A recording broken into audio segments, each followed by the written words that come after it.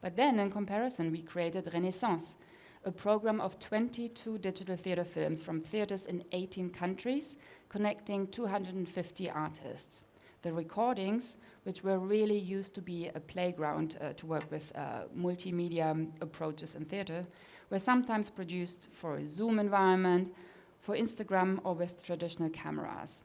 And they were released daily over a period of months, creating really a momentum. And in the end, we reached 130,000 people with this project. And I really would like to give you a little snapshot into this. Please play the video.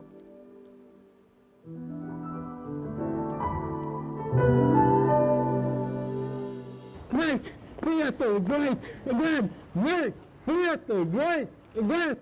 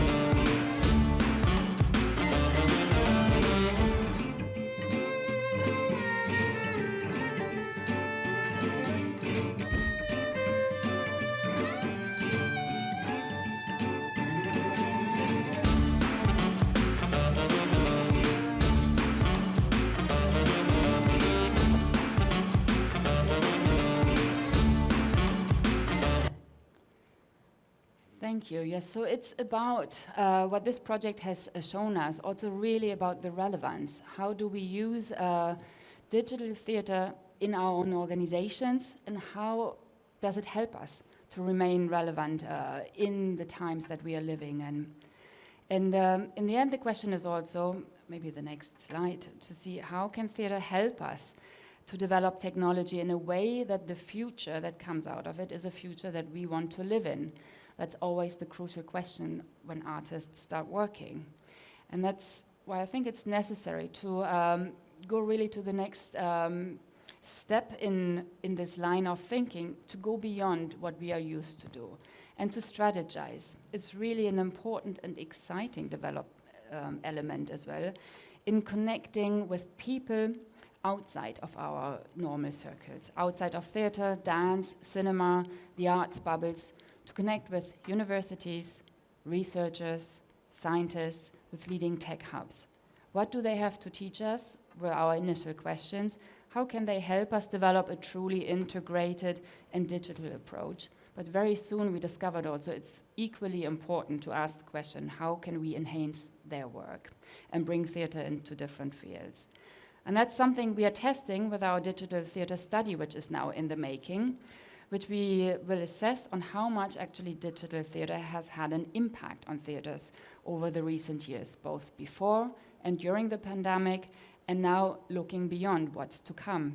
How do we measure change and keep having the resources that are so important to reach new audiences and make sure we don't get left behind as a sector or as an art form? And this study, maybe just not so quickly, will be published next spring, and we hope to have better understanding then of a theater that is digitally distributed, of a theater that is digitally mediated, and a theater that is digitally located. So that eventually, the next slide please, we can start mainstreaming. Because I think that's really one of the leading points that all this work is what we want to go to. Making sure that all the learning that happens in experimentation or international projects doesn't get stuck on some website that nobody visits, or with a few experts that we have met, but that in the end are not really connected in their daily work with our own work once the project is finished. So what is the value of all this energy we are putting in this experimentation and development phase, this investment, if it doesn't build to anything? if it doesn't crucially reach new audiences and people around the globe, and if we don't use digital methods to come to this panel to democratize. And this brings us to Acute. This new large-scale 4-year project supported by the Creative Europe program of the European Union has the potential for all of these steps to be fulfilled. So we've got high aspirations.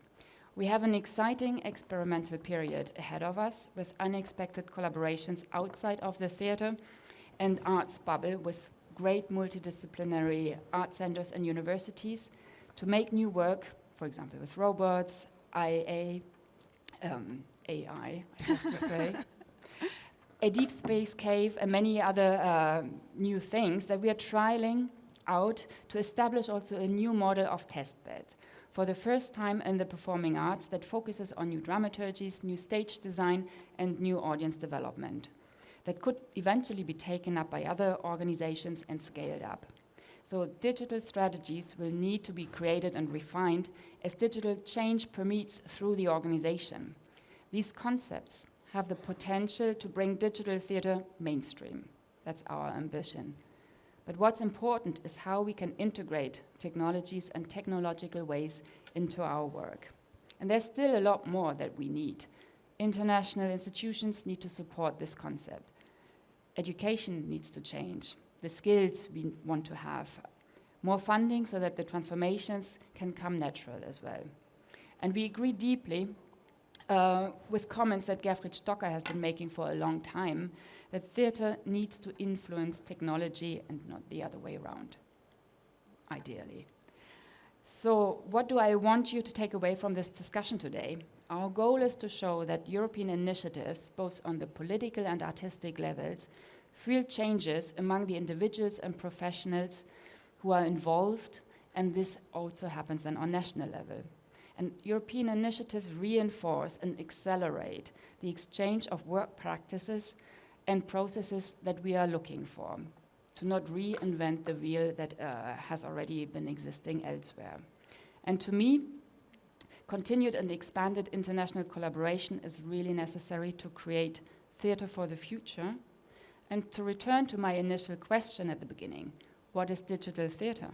Well, it's more than just an expanded stage, and we have the means and the power to create it, to make relevant theater for the 21st century. Thank you.